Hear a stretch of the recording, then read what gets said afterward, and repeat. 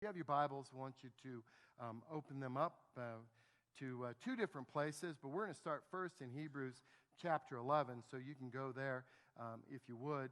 And what we have been doing for a while now is looking at the book of Genesis, and we've been studying it. And so for a while through the spring, we were studying Abraham. And in Hebrews chapter 11, the faith chapter, it talks to us extensively about Abraham. And we know that Abraham did a lot of things. And this chapter tells us that by faith, Abraham did a lot of things. And so it should be noted that as we move on from Abraham, everybody else might feel like they're insignificant compared to the portion of the chapter that is given to Abraham. But that isn't the case. Every person that is listed in this chapter is listed because they have had great faith. And there are things that we can learn from their faith. And so today, as we move on and transition from Abraham, there in Hebrews 11, in verse 20, it just says this simple statement. It says, "It was by faith that Isaac promised blessings for the future to his sons, Jacob and Esau." That's all it says to us about Isaac in this passage about faith. And yet we want to study him and learn from him because we want to somehow impact our lives with this faith. How is it that we can become authentic in our faith like Abraham, like Isaac, like the others in the book of Genesis? As we live in the real world, how can our faith be practical? And that's why I love the stories that are here in Genesis, because I think they help us tremendously to put that faith into practice.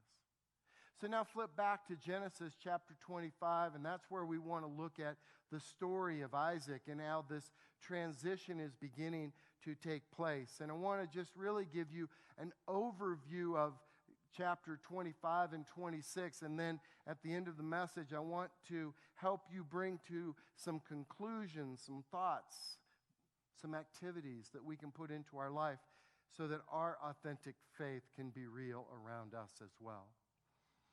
So as we begin to look at chapter 25, it starts off by telling us a little bit about Abraham after Sarah had died, and it just simply tells us that Abraham remarried and had some other kids. And that's important for us to know because we know that the child of promise, the child of the inheritance is Isaac. That's the covenant child that God gave to them. But Abraham had other children. In the study of Abraham, we did talk about Ishmael, and that was the child that he had before Isaac that was kind of helped along by Sarah through her handmaiden and really wasn't part of God's plan, and how when we get ahead of God and when you and I help God, it doesn't always really work well. Well, Ishmael is still in the picture, and he's still part of what's going on. But in a similar way to Ishmael, Abraham takes these additional children that he had, and he gifts them. He blesses them. He gives to them. And that is their inheritance. And Abraham was one of those people who you kind of tip your hat to because he didn't just say, yeah, you're nothing, move on. No, they were something. They were important. And what he did for the inheritance is worth noting. Because what he did is he gifted them and then he sent them away. And so the children that he had to his second wife, that he had later, when he had gifted them, he sent them to the east to get away from the area that Isaac would be, that the promise to Isaac would be secure. And so he gifted them, gave them a little inheritance, and sent them on their way. You go to the east, you live there, you do your thing. And we know Ishmael's already gone, he's already been gifted, and the same thing happened with him. But that's because the promise, the covenant promise, was through Isaac. And it tells us in verse 5 that Abraham gave everything he owned to his son Isaac. See, that's how the inheritance worked back then, that the child, the one with the birthright, the firstborn, would be the one to get everything. And because Ishmael was born previous, but not to Sarah, Abraham didn't consider that to be his firstborn because that wasn't a part of God's covenant promise. And so Isaac was the one to receive the blessing. And we understand that these others may not have followed Yahweh. They may not have followed God, that they didn't necessarily have right relationship with God, and that is important. And I think as parents, as older people who are here today, we need to recognize that a godly heritage is a value that we pass on. Now, my kids are of the age right now where I'm not so sure that they're interested in the godly heritage. They want to know if there's going to be any money left. You know, are you leaving us anything that we can use? I mean, that's kind of the mentality, and it breaks your heart because that's not what you want to leave them. Yes, you would like to gift them in that way. And I think all of us would like to gift our kids that way. But what we would really like to gift them is all of the knowledge we have obtained spiritually into their lives so that they would not have to make the same mistakes we've made. Isn't that true? Wouldn't you rather that you could give to your kids that spiritual heritage? And we can pass on a lot of that spiritual heritage. But the truth about the spiritual heritage is you can give it, but some of those lessons are best learned by them living it. And so it's hard because you want to give them blessing and you want to help them and you want to set them up to be successful. And as you look at what Abraham did, he did that by sending the other kids away and helping Isaac to be established so that he could continue in the covenant blessing. Because the covenant blessing said that the seed, the children of Abraham, would be as numerous as the stars in the sky, the sand on the seashore. I mean, they're going to be a lot of them, and right now there's one. So there's some work to be done. There's one. And so he's not father of many, he's father of one. And it needs to grow. And so in that inheritance that chapter 25 talks to us about, it talks to us about the fact that Abraham set up that inheritance mostly for the spiritual value, so that Isaac could continue on in that covenant relationship with God. Second part of chapter 25 gets into Isaac and his life with Rebekah. And it begins to show us the functional part of home. And really maybe the title of that part should be the dysfunctional part of home, because home never seems to be the same for anybody. It's always different for everybody, and there's all sorts of different things that happen. And so we try to look for perfection, and somehow in family life there's never perfection. It's just dysfunction and adapting to it and trying to honor God and bless God in that process.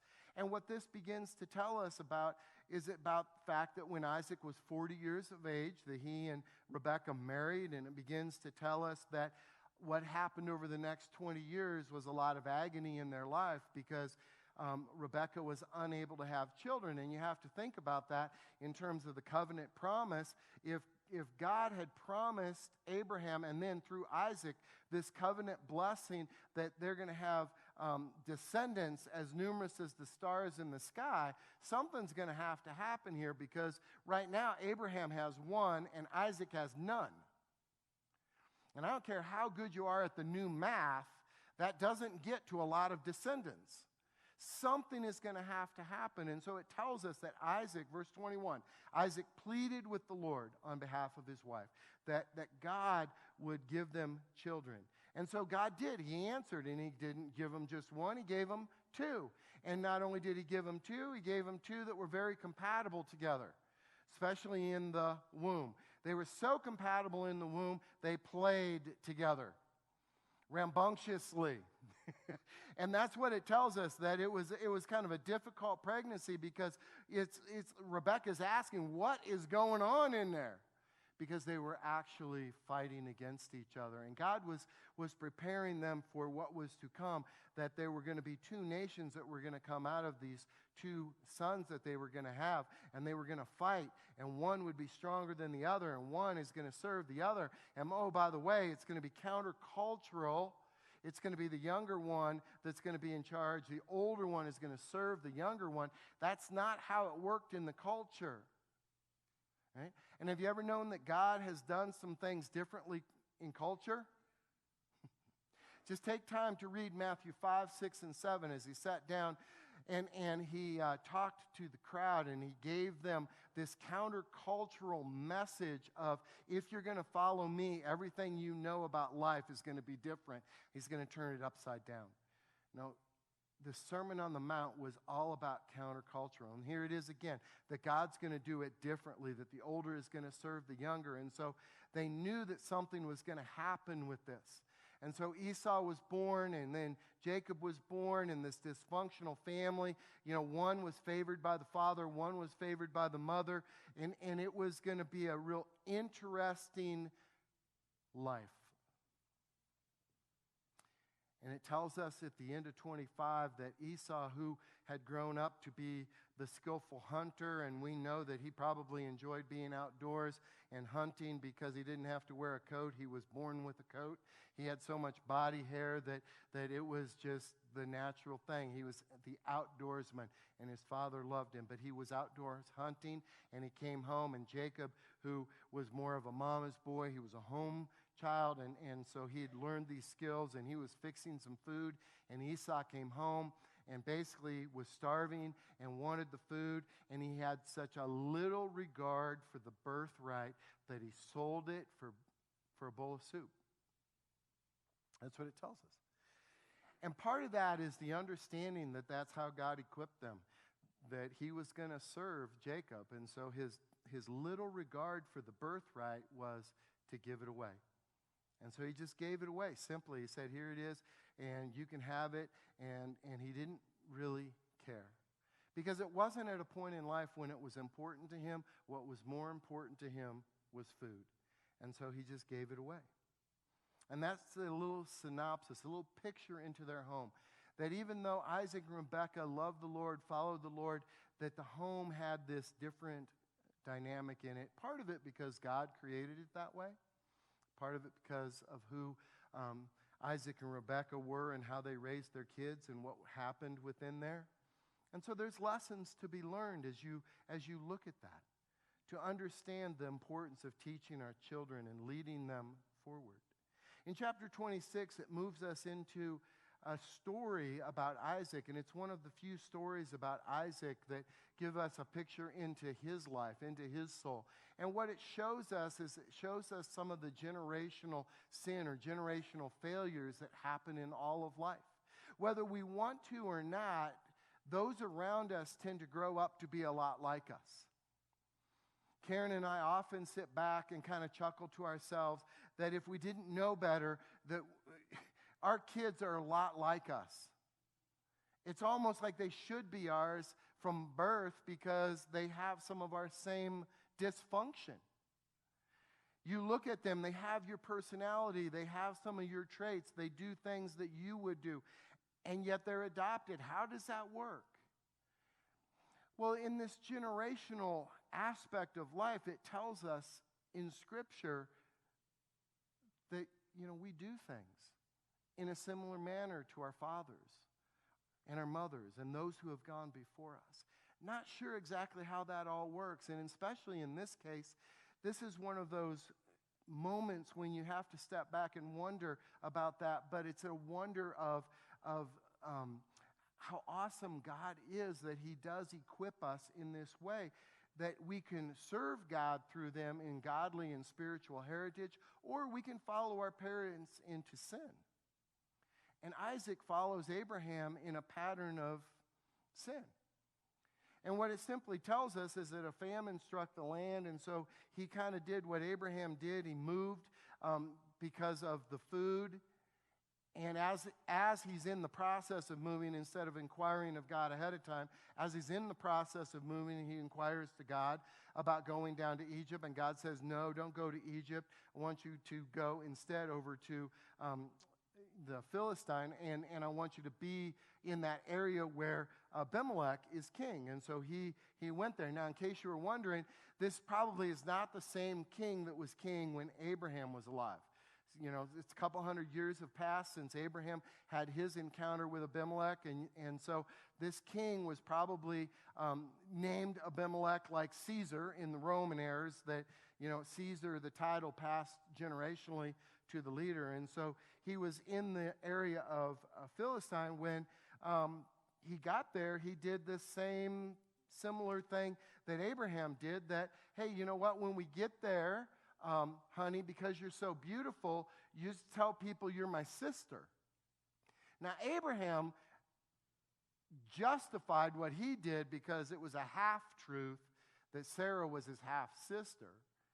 Isaac's just a full lie because Rebekah's not his sister at all. But he's like, no, just tell people you're my sister because I am afraid that I'm going to die. I'm afraid that they're going to kill me so that they can have you. And so he just institutes this lie. And we know from Abraham, from his father, that didn't work well. And in fact, Abraham was such a slow learner, he did it twice. And somewhere in his childhood, Isaac had to have heard that story. He had to have known part of that was what his dad had done, and neither one worked out really well because that wasn't God's plan. And yet he did that anyhow. And then they tried to carry on this charade, and what happened was the king, Abimelech, saw Isaac with Rebekah, and he's like, yeah, you're not sisters, you're married.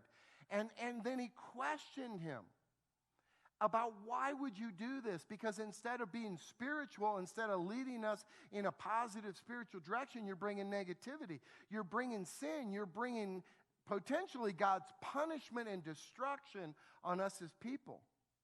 Well, so why would you do that? And so then he told people, don't touch her, and set them aside, and said, you live here and you do this, and God was going to bless them. But we see Isaac making similar mistakes. And so we can easily learn from life that even though there's great spiritual heritage, we still sin. The Bible tells us that, right? We all sin. We all fall short. And that's why we need a Savior. And that's why Isaac needed God to continue to guide and direct him. And so it goes on in the story to tell us about how this rest of the story unfolded. As you look in chapter 26 and in verse 12, it tells us that, that basically, God and Abimelech have set him up. You live here. And so Isaac planted his crops, and he harvested 100 times more grain than he planted, for the Lord had blessed him. Because God was still going to fulfill the covenant promise through him, even though he had sinned and failed. And that's still true for you and me. When we sin and fail, God still forgives us when we ask him to. That's the important part of repentance, that we get right with God. He still blesses us. And so, all these other people around him are doing the same thing, right? And I don't know if that's ever happened to you. Everybody else, they do this one thing. And God just blesses you. He just blesses you 100 times more than anything else, And he became rich, and his wealth continued to grow. Why? Because God was blessing him. And what happens when God blesses you? Well, the Philistines got jealous. They didn't like it.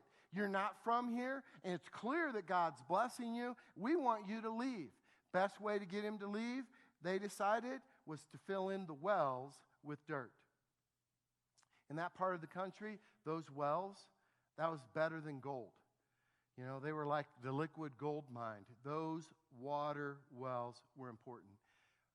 They were also dug by Abraham, as Abraham had moved around and done these things. And so Isaac was just using them. And the Philistines got mad. And so they started to fill them in. And so Isaac decided, he's going to go. He's going to go somewhere else because, as Abimelech said, you're too powerful for us. Move away. And so he did. He moved on. But the contention followed him because they didn't want him to be close by because he was being so blessed by God. And so when he moved, they continued to fill in the wells. And as the passage tells us, his servants must have become experts at this because as the Philistines would fill in the wells, the servants would dig them out. Because they needed the water. You have to have water. And so they would dig them out. And so it tells us that his servants would dig them out. And the first well that it talks about, the one that his father had done, verse 18, reopened the wells that his father had dug, which the Philistines had filled in after Abraham's death. Isaac also restored the names that Abraham had given to them. And so as they were digging, they discovered this fresh well and this fresh water out of the well.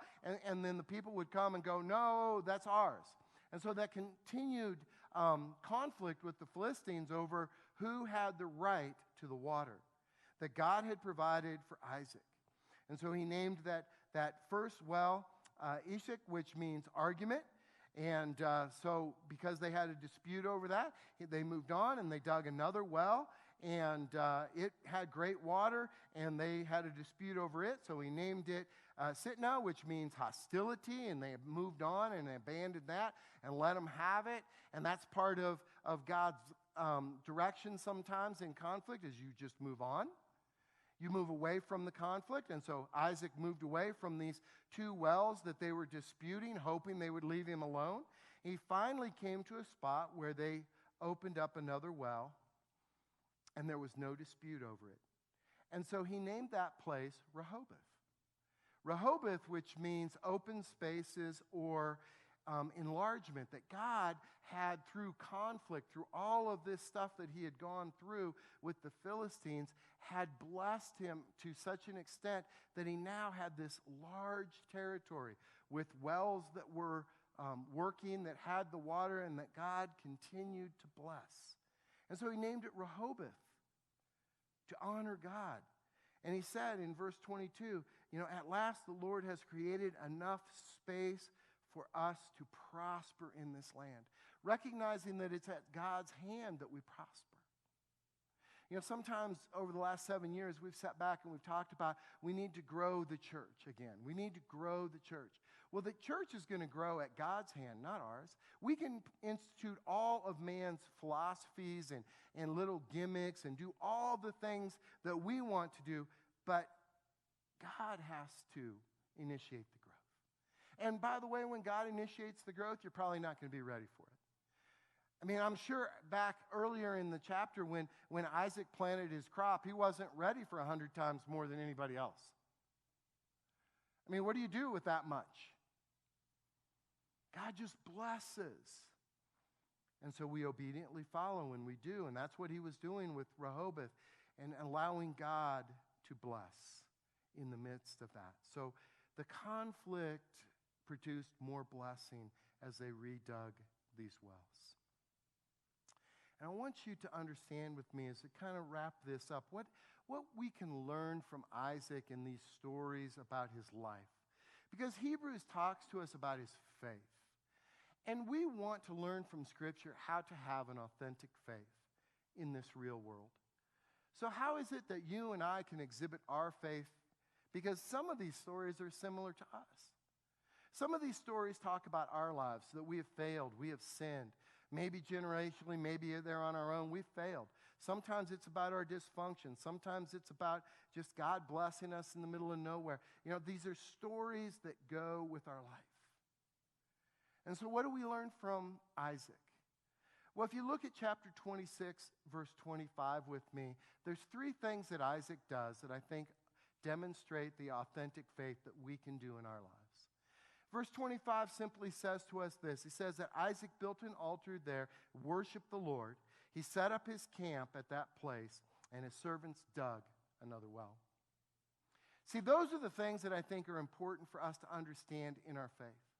That you and I establish altars, that we build altars for the purpose of worshiping the Lord. In our Read Through the Bible class, we've been going through the Old Testament, and we've been studying the children of Israel, the children of promise, the children of the covenant, and they are the ones that continue to establish the Asherah poles and the idols, and they build up all of these other things that they worship. They do not build altars to God and worship Him.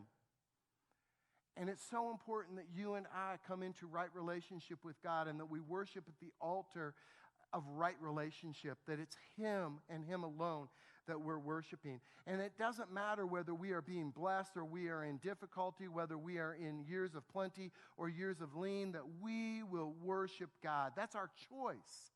We follow God, we worship God, we are obedient to God, just like Abraham. We follow God. That is the truth of authentic faith, that we build altars, not idols. Second thing that he did was that he pitched his tent, or he built his camp in that place.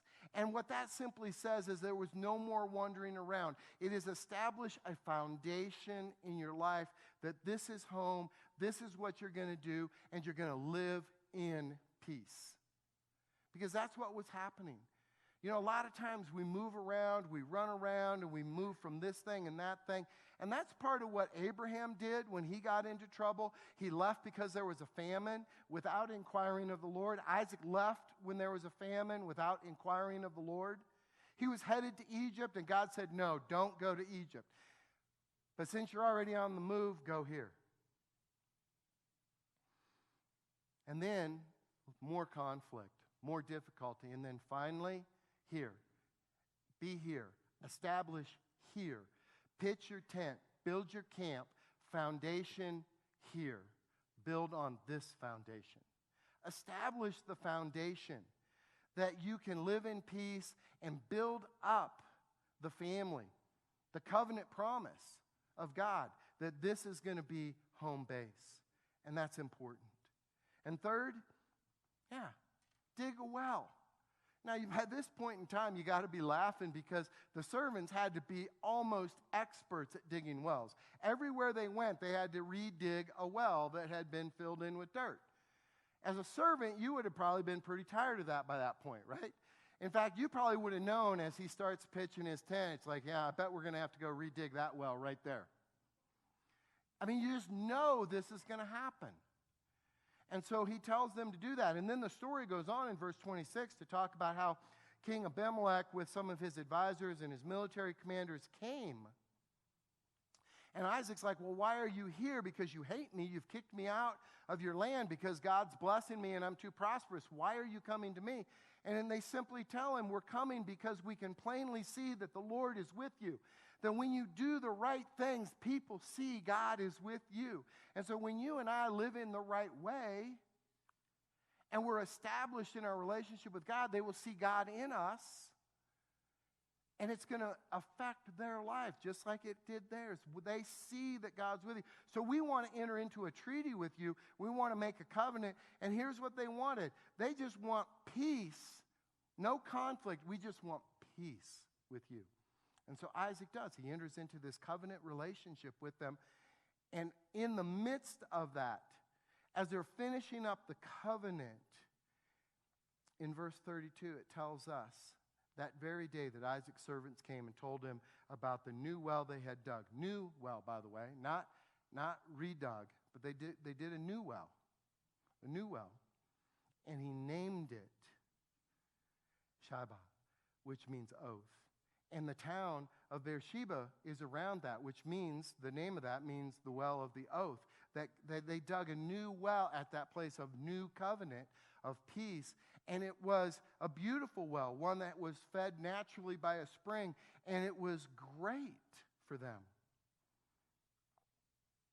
And so what do we learn about digging wells? Well, first of all, we learn that sometimes we have to redig wells. When the enemies fill them in out of jealousy or hatred or whatever, we redig those wells because what's in those wells is important. That water was important to sustain life. And so Isaac redug those wells, but he abandoned several of them. And when he abandoned them, what did he do? He left it to the Philistines. This water, which is as precious as gold, you can have it. I'm going to move on. Why? Because I believe God will bless me where I go. And he did. As he redug that well at Rehoboth, that God blessed and provided water in a new camp. And so then they dug another well in that place, and it produced phenomenally. Why? Because God had blessed. And so we have to ask ourselves when we are establishing faith in our lives, as we build altars and we pitch our tent and we have firm foundation in our life, God, what is it that you want me to do in the presence of mine enemies, right? What is it that you want me to do? And I believe that the word tells us that we are to spread the feast in front of them and that we are to invite them and to be in peace and live in peace. And so, the question would come to us in our authentic faith is, do we need to redig some wells and begin to have peace with enemies? Can God lead us into that? And can God lead us to dig new wells? New wells that will overflow and be abundant and blessed. And I think as a church that's poised to revitalize and to rebuild, that's a great question for us. Are we ready to do that? And will we allow God to shift us to where He wants us to be and rebuild us the way He wants us to be? And so as we look at Isaac's life, we see activities that lead toward authentic faith in a real world. That you and I can live that way and do these things if we just allow God to lead and guide us. And so let's allow God to open up our hearts and lead us in that way. And let's respond and do the things that He's asked us to do so that He can pour blessing upon us.